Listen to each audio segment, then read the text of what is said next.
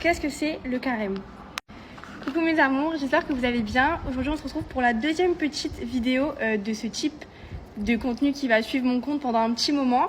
C'est des questions que vous vous posez et que du coup vous me demandez et qu'on va répondre tous ensemble en vidéo pour éclaircir le sujet.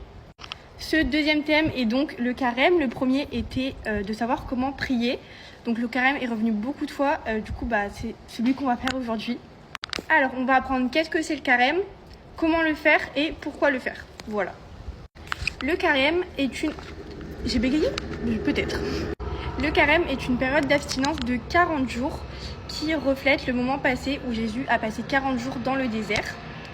Donc ce passage est écrit dans la Bible. Jésus a passé 40 jours dans le désert en essayant de succomber à la tentation du diable. Ce qui fait qu'à l'heure d'aujourd'hui, le carême est très important chez les chrétiens pour définir une période de 40 jours d'abstinence, d'aumônerie, de prière et d'autres, pour essayer de refléter au maximum le parcours que Jésus lui-même a emprunté. Donc, qu'est-ce qui est attendu pour nous pendant ces 40 jours? Donc, comme je vous l'ai dit, prière, abstinence, aumônerie et charité. C'est un peu les 4 grandes étapes fondamentales du carême. La prière, donc évidemment, comme dans toute vie chrétienne et comme tous les jours, vous allez devoir prier, mais là, en l'occurrence, plus sous forme de routine. Aller à la messe plus souvent que vous n'avez l'habitude de le faire, prier plus souvent que vous n'avez l'habitude de le faire, etc., etc. Prendre des temps vraiment spécifiques pour méditer la Bible, pour la lire, pour l'étudier, pour faire des petits carnets de prière, des carnets chrétiens, etc.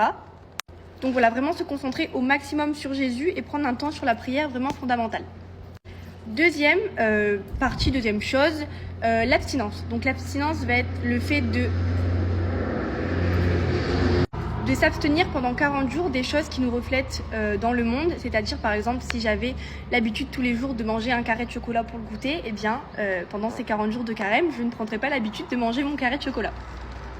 Si, par exemple, pendant ces 40 jours, j'ai eu l'habitude de manger un carré de chocolat par jour à l'heure du goûter, je ne ferai plus cette habitude de manger mon petit carré de chocolat et je me restreindrai.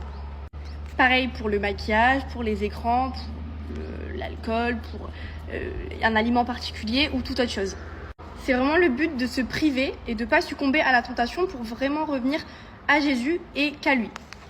Ensuite, l'aumônerie, la charité, ça va être tout ce qui est d'aider son prochain, d'aller à l'église et de lire les évangiles quand on vous le propose, si vous croisez un SDF, lui donner une pièce, d'aider vos frères et sœurs chrétiens, partager des choses sur les réseaux, prêcher l'évangile, enfin bref, tout ce qui est dans l'acte d'aide et de partage entre vos frères et sœurs.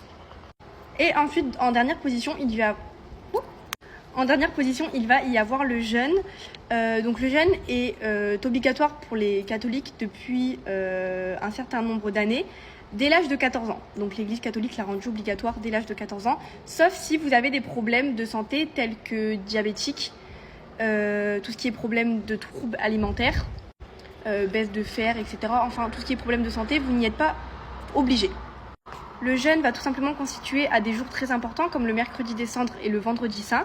Ces 2 jours spécifiques seront obligatoires de jeûne durant toute la journée. Le vendredi, restriction très importante, pas de viande, c'est jour de poisson. Et le dimanche, c'est le jour du Seigneur, le jour où vous avez le droit de tout faire, de manger un bon repas et de manger votre petit carré de chocolat que vous avez l'habitude de manger avant le carême.